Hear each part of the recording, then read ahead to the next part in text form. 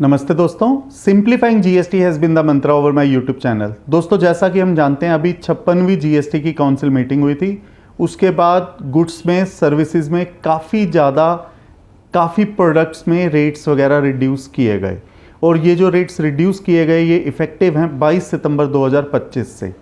तो एक प्रश्न ये उत्पन्न होता है कि जो ऑलरेडी जो एमआरपी लिखा हुआ है प्रोडक्ट्स के ऊपर, जो पुराने स्टिकर लगे हुए हैं, और अब जब नया रेट आ जाना चाहिए क्योंकि rate of GST has been reduced on number of items, how will the same condition be taken care of. ऐसी सिचुएशन को हम किस तरह से ध्यान में रख सकते हैं, तो इसके ऊपर काफ़ी क्वेश्चंस हैं जो मार्केट के हैं। उन सबको एड्रेस करने के लिए ये वीडियो मैं बना रहा हूँ और आपके साथ शेयर कर रहा हूँ। सबसे पहला प्रश्न ये हो सकता है कि क्या इमीडिएट एमआरपी रिवीजन रिक्वायर्ड है उन प्रोडक्ट्स के ऊपर जो मार्केट में सेल हो रहे हैं। यस, 22 सितंबर के बाद क्योंकि प्रोडक्ट्स का रेट चेंज हो जाएगा, जीएसटी का रेट चेंज हो जाएगा, जिस वजह से जो अगर जीएसटी रेट रिड्यूस हुआ है तो benefit should go to the final consumer.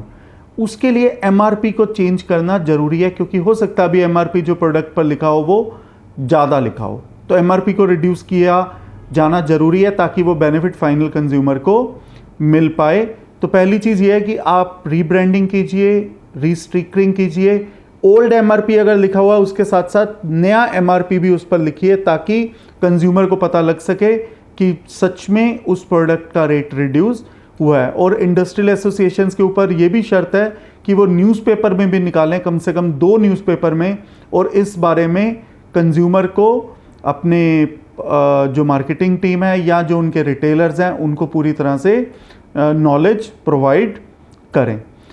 जहाँ तक सेकंड प्रश्न उत्पन्न होता है ये एमआरपी से रिलेटेड, तो ये काफ़ी फेमस है फार्मास्यूटिकल्स इंडस्ट्री में, क्योंकि जैसा कि हम देखते हैं जब भी कोई दवाइयाँ बिकती हैं वो जनरली एमआरपी पर बिकती हैं।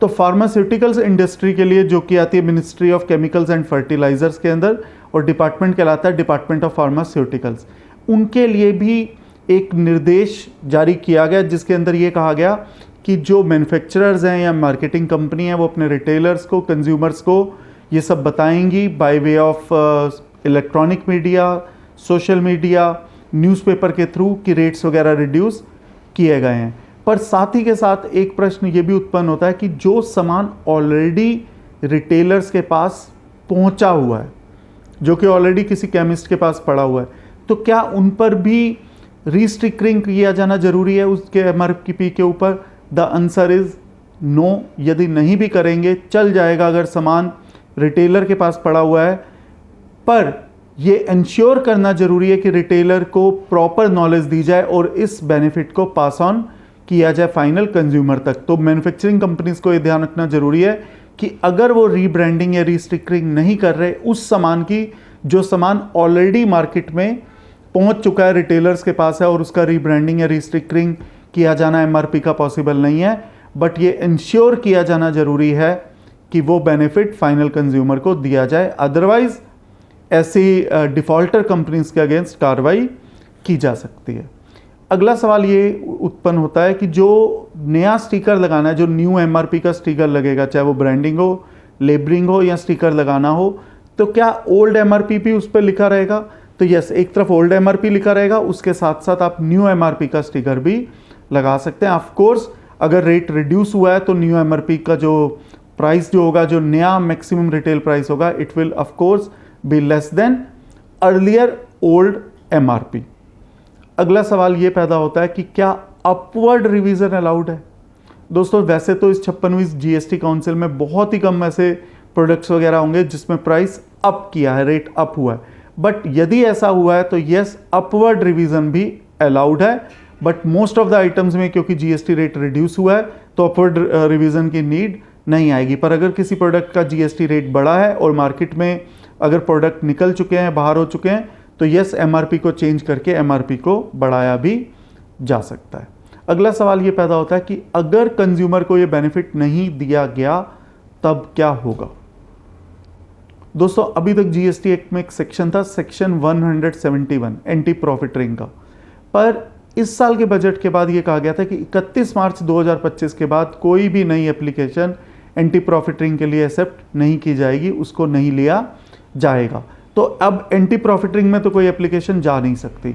बट फिर भी कंज्यूमर लॉज के अंदर अगर ये बेनिफिट पास ऑन नहीं किया जाता तो एंटी प्रॉफिटरिंग CGST एक्ट का सेक्शन 171 ना सही, बट कंज्यूमर लॉज के अंदर जरूर एक्शन लिया जा सकता है। अगला सवाल ये पैदा होता है, क्या इस पर कोई केस लॉ है, क्या कोई जुडिशियल प्रेसिडेंट है? तो यस, दिल्ली हाई कोर्ट की एक जजमेंट आई थी रैकेट बैंकिस्टर इंडिया प्राइवेट लिमिटेड, जिसके बीच में ये कहा गया था कि अगर GST का रेट रिड्यूस होगा तो बेनिफिट जो है वो फाइनल कंज्यूमर को दिया जाना जरूरी है। अगला सवाल ये है कि अगर ई-कॉमर्स वालों के पास कोई ऐसा सामान पड़ा हुआ है जिसके ऊपर MRP लिखा हुआ है, ई-कॉमर्स के पास किसी सप्लायर का सामान पड़ा हुआ है, तो क्या उस पर भी MRP लगाना जरूरी है? तो MRP अगर ना भी लगाएं, but e-commerce has to make sure कि वो नए प्राइस पर बिकना चाहिए। अगर वो पुराने ही प्राइस पर बिकता है और वो एंटी प्रॉफिटरिंग का केस बनता है तो ना सिर्फ वो सप्लायर बल्कि ई-कॉमर्स कंपनी को भी डिफॉल्टर ठहराया जा सकता है और they will be jointly liable for the contravention of the same. अगला सवाल ये पैदा होता है कि अगर किसी प्रोडक्ट का GST रेट रिड्यूस हुआ है तो एक तो चीज़ ये हो सकती है कि उसका MRP रिड्यूस किया जाए। सेकंड चीज़ ये भी हो सकती है कि हम क्यों ना उसी प्राइस में इसी वस्तु का, इसी प्रोडक्ट का ग्राम बढ़ा दें। जैसे पहले 100 ग्राम दे रहे हैं, अब अगर रेट रिड्यूस हो गया तो अब वो 100 ग्राम की जगह हम 120 ग्राम का दे दें। तो क्या ये ठीक माना जाएगा या रेट को ही रिड्यूस किया जाना जरूरी है? The answer is this, if you increase the grammage which is commensurate to the rate of reduction, अगर वो उसके बराबर है ताकि सप्लायर को कोई अनड्यू बेनिफिट ना मिले और सारा का सारा बेनिफिट पास हो जाए कंज्यूमर को। तो अगर किसी प्रोडक्ट की वेटेज को बढ़ाया जाता है, उसकी ग्रामेज को बढ़ाया जाता है, स्टिल मान लिया जाएगा कि इन प्रोविजंस को फॉलो कर लिया गया है। सेकेंड चीज़ यह है, यदि कोई व्यक्ति गुड्स एक्सपोर्ट करता है, क्या उस केस में भी MRP का स्टिकरिंग, रीलेबलिंग या ब्रांडिंग करना जरूरी है? The answer is no, this is only as far as अगर गुड्स इंडिया के अंदर सेल होते हैं। एक्सपोर्ट के केसेस में ये अप्लाई नहीं होगा। अगला सवाल काफ़ी इंपॉर्टेंट है जो मैं ऑलरेडी डिस्कस कर चुका हूँ। अगर ऑलरेडी गुड्स मार्केट में निकल चुके हैं तो उनका क्या करना चाहिए? तो अगेन, अगर गुड्स वो ऑलरेडी पहुँच चुके हैं रिटेलर के पास तो अगर उनका MRP नहीं भी चेंज किया जाएगा चल जाएगा, but retailer has to make sure कि वो नए प्राइस पर ही उनको बेचे। और इसके लिए ज़रूरी है सप्लायर्स, मैन्युफैक्चरर्स या मार्केटिंग कंपनी वो इन्फॉर्म करें, पूरी की पूरी नॉलेज दें, चाहे न्यूज़पेपर के थ्रू, चाहे सोशल मीडिया के थ्रू, चाहे टेक्नोलॉजी के थ्रू, कि अब अपने जो प्रोडक्ट बेचना है उसको नए प्राइस पर बेचना है। तो ऐसे केसेस में अगर नया MRP नहीं भी लगाया जाएगा तो इसको कॉन्ट्रवेंशन नहीं माना जाएगा। ये स्पेशली लिखा भी हुआ है ministry of chemicals and fertilisers के द्वारा जो दिशा निर्देश जारी किए गए हैं। अगला सवाल यह है कि GST ऑफिशियल्स के ऊपर क्या ड्यूटी है यदि ऐसा नहीं किया जाता? तो GST ऑफिशियल्स को ये ड्यूटी दी गई है कि वो एक तय समय पर अपनी रिपोर्ट देंगे कि जो GST रेट में कट लाया गया है, क्या मार्केट में वो जो कट रेट है वो बेनिफिट पास ऑन किया गया है कंज्यूमर को या नहीं किया गया। तो GST ऑफिशियल्स के ऊपर भी ये ड्यूटी है कि वो अपनी रिपोर्ट बनाएं और बताएं क्या ये बेनिफिट पास ऑन हुआ या बेनिफिट पास ऑन नहीं हुआ। अगला सवाल ये है कि ये जो बेनिफिट देना है, क्या ये बेनिफिट कंज्यूमर को दिए जाने की बजाय क्या ये बेनिफिट गवर्नमेंट को दिया जा सकता है कि गवर्नमेंट को टैक्स ज़्यादा दे दें? द आंसर इज़ नो, क्योंकि ये बेनिफिट जो दिया गया है ये गवर्नमेंट अपने लिए स्कीम नहीं लाई। गवर्नमेंट ने तो अपना GST रेट रिड्यूस किया है और इंटेंट ये है कि बेनिफिट कंज्यूमर तक पहुँचे। तो ये बेनिफिट गवर्नमेंट को नहीं देना है, ये बेनिफिट कंज्यूमर को देना है। अगला सवाल ये पैदा होता है, ये जो एंटी प्रॉफिटरिंग के केस में अगर सपोज कीजिए कोई ये बेनिफिट पास ऑन नहीं करता तो कितने समय तक कार्रवाई की जा सकती है, कितना टाइम लिमिट है?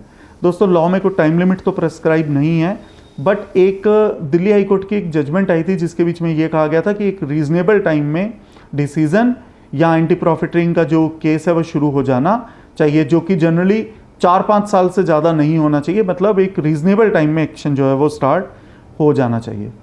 अगला सवाल ये है कि ये जो GST के जो रेट रिड्यूस हुए हैं, जो ये जो MRP वगैरह की बात हो रही है, रीब्रांडिंग की या रेट को रिड्यूस होने की बात हो रही है, क्या ये सिर्फ गुड्स पर अप्लाई होता है या ये सर्विसेज पर भी अप्लाई होता है?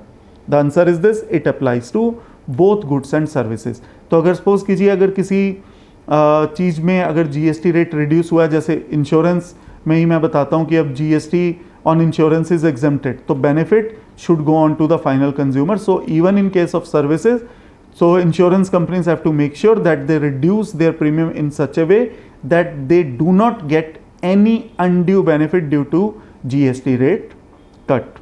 और अगला सवाल ये है कि यदि कोई कंपनी ऑलरेडी लॉस में चल रही है तो क्या वो अपने लॉस को कवर करने के लिए ऐसा कर सकती है कि बेनिफिट पास ऑन ना करे और अपने आप को प्रॉफिट में लाने की कोशिश करे?